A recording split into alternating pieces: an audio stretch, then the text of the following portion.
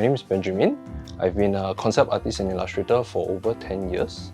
And currently now I'm making patches for about 5 years. 5 years plus, yeah. I was doing this penguin series and I started off making stickers at first. Then some of our members in EDC Singapore happened to chance upon the stickers. Then there was a request for a patch of it to be made. So I started off with the first Stay Frosty patch, and I made a limited edition of 200 of it. Yeah, and sold it at an event called Dojima in Suntec City.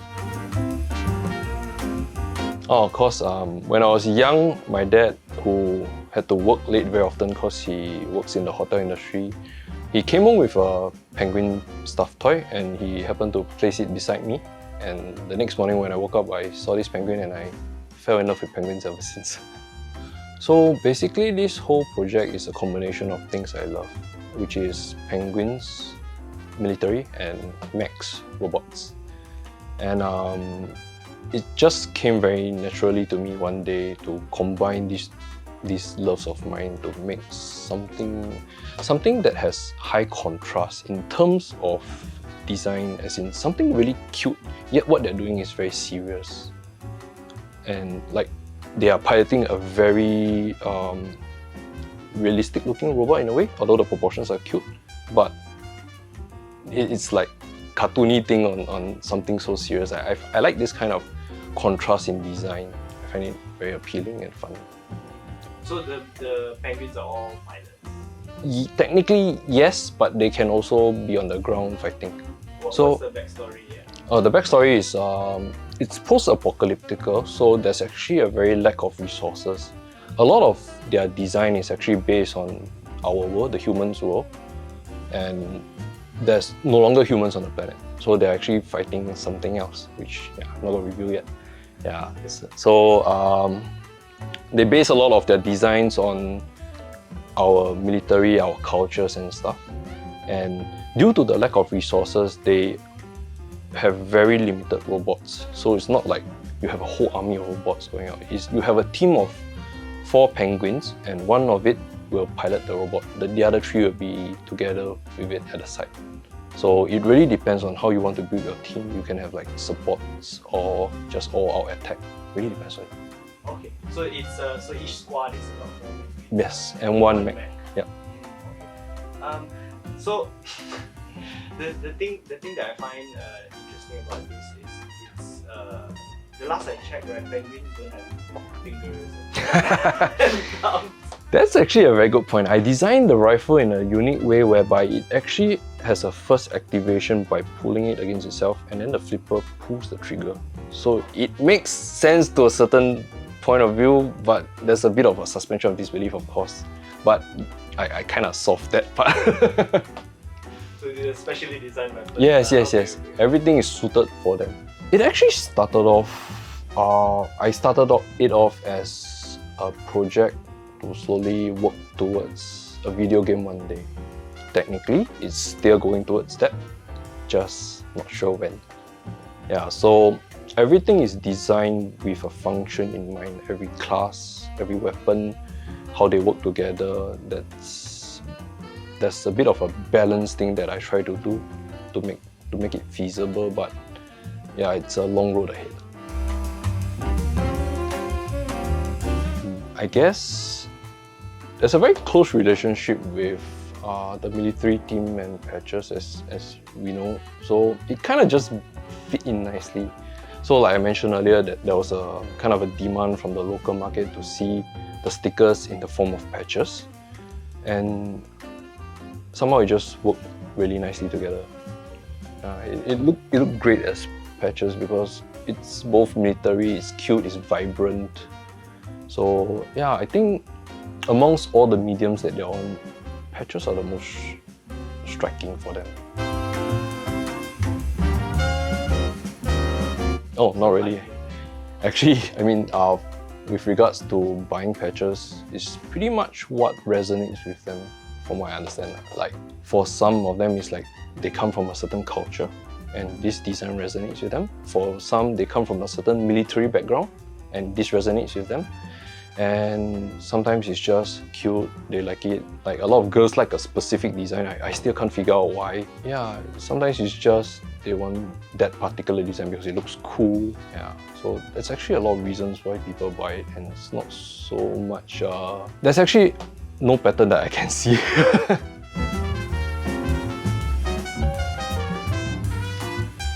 For the penguins, actually they all start off, the first version of each class will start off very serious. They will have appropriate uniform to represent what they do. From there, right, all the alternate skins will be a bit more fun. The hardest thing to do is always to let people understand that this is still the same class. So it's very important that the design itself is identifiable, that he's doing this, the penguin's doing this. Not so straightforward for quite a few of them. So each penguin is different as well, it's not just the same penguin doing different work. You are right to say that. Yes, so it can be both actually. It can be this penguin wants to be a different class next time, you can switch, or it's another penguin in another class. I think there's about 20 plus classes currently and over 70 designs for penguins. How do you go about choosing what design, what class, how does that process? Oh, it's a lot of research actually. Like Biohazard, they have a specific hazmat suit. So from there is understanding how the hazmat suit functions and adapting it to the penguin's chubby body and making everything work properly visually. I mean, functionally speaking, that's another thing, but as long as it looks like it works, that's good enough for me. For penguins that are more based on reality, I require them to be more accurate to existing uniforms, so that it resonates better with people in these units. For example, like people from Biohazard's units will recognize the hazmat suits and see that it works to a certain degree. It must be functional, and like people from our Singapore Commando units will recognize their uniform being represented on the penguins. Although it's adapted to fit their chubby bodies, at least it's accurate. Yeah. So the attention to detail for these units is very important to me.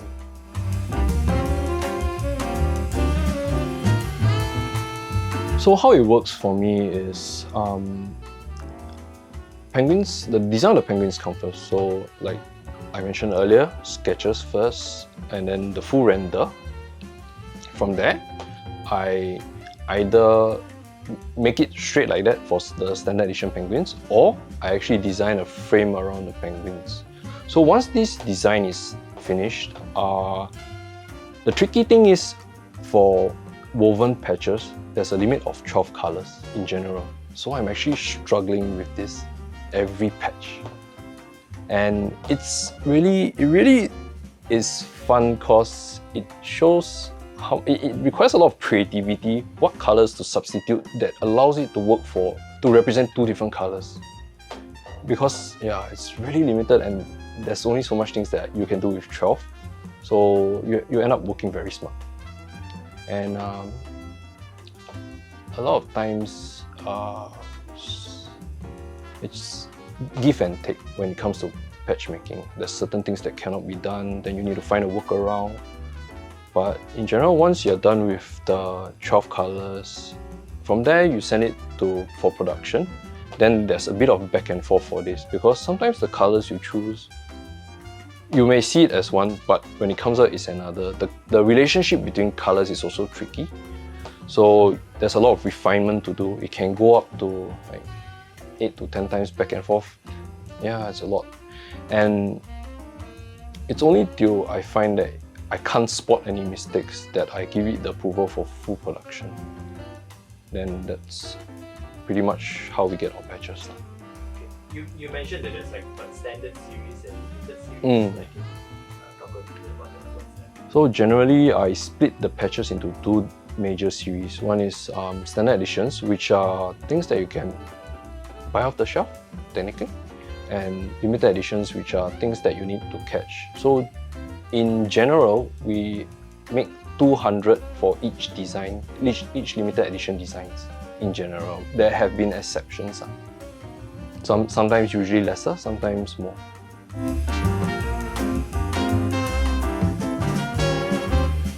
The hardest thing is always growing an audience.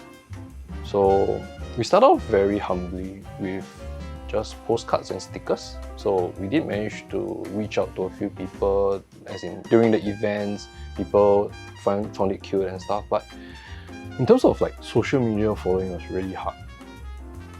And I would say that the turning point for that bit was the moment we entered Patches 1 year later. So yeah, growing is always hard. Social media traction is hard.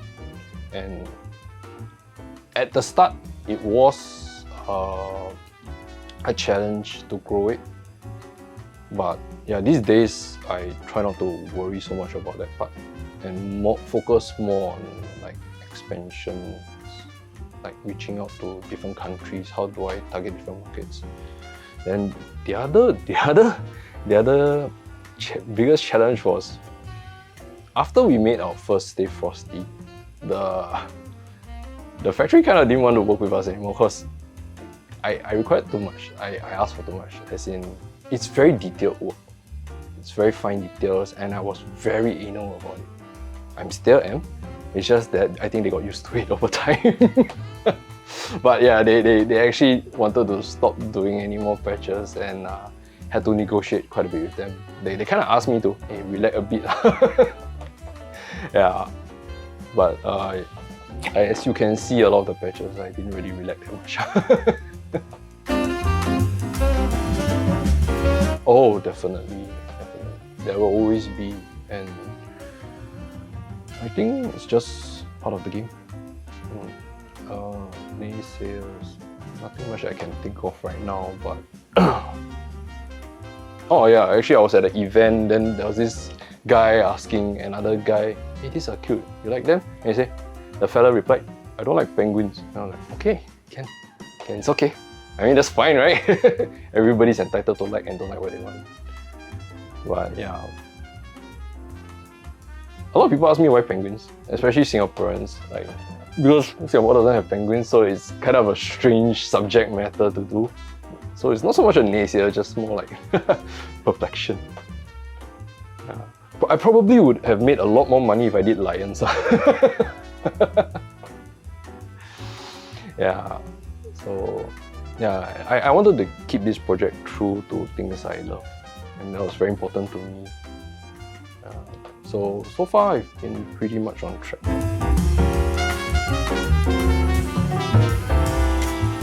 Oh, okay, this one is easy for me. The things I'm most grateful for is actually the people I got to know. I met a lot of very nice people, both locally and overseas. Although a lot of the overseas ones I don't get to meet in person, but they really treat me with a lot of warmth and support. And for a lot of the people that I meet locally, some of them have actually become really close friends with me and my family even. So that's the thing that I'm actually most grateful for.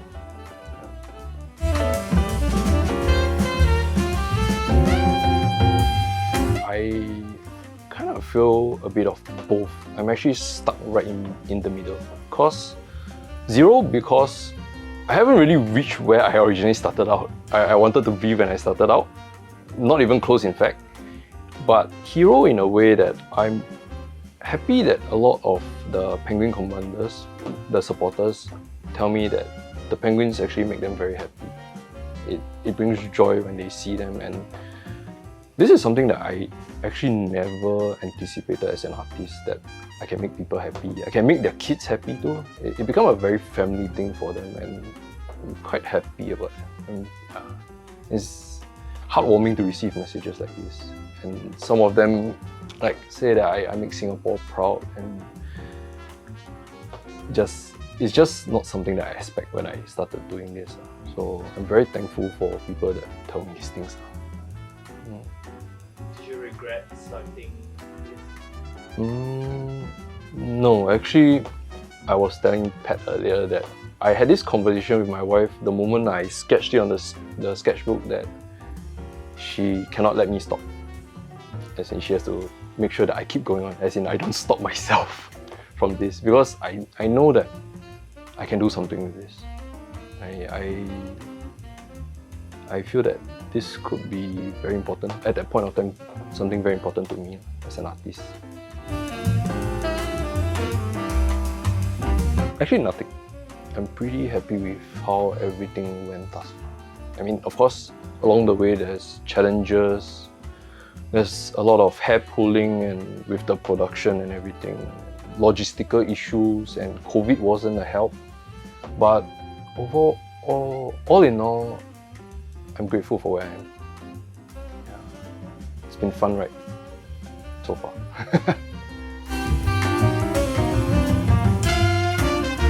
Keep it original. Like, I find that a lot of patches today have this issue of originality, and I, as an artist in the game industry for so many years, we don't encourage people to just grab designs and produce into patches. It's just unethical. So the thing that I would encourage strongly is to think about something that means a lot to them, that they can design for a very long period of time, and that is original, so that it's something that they can say belongs to them. Yeah. I find ownership a very nice thing to have as an artist. I grew up playing a lot of games, watching anime, reading books. Yeah. And a lot of this kind of rubbed off for me. So artists, we like to say that we have this visual library in our heads that's a collection of everything that we've been exposed to in life. So that would account for a lot of my design language and designs itself. So things like Final Fantasy, Ghost in the Shell, Metal Gear, even Star Wars are things that I love a lot since I was very young. How much of it has actually rubbed off into my design, I'm not exactly sure. I don't think it's quantifiable, but it's definitely somewhere there. Yeah, especially for Ghost in the Shell, yeah. And Metal Gear, these two. Yeah. I've been modifying my bag since I was in secondary school. I was like 14 years old, I was like just making my bags look different somehow. And at that point of time, we don't know the term EDC. Like for the longest time, I didn't hear this term EDC until maybe 7-8 years back. Yeah, so I was really happy that I was not the only idiot doing it. Yeah, I didn't feel so alone after I joined EDC Singapore. Yeah, and I'm quite grateful for that. Yeah, so it's very fun to see how everybody takes the same bag and just makes it their own. And that's the thing that I love most about this whole carry thing.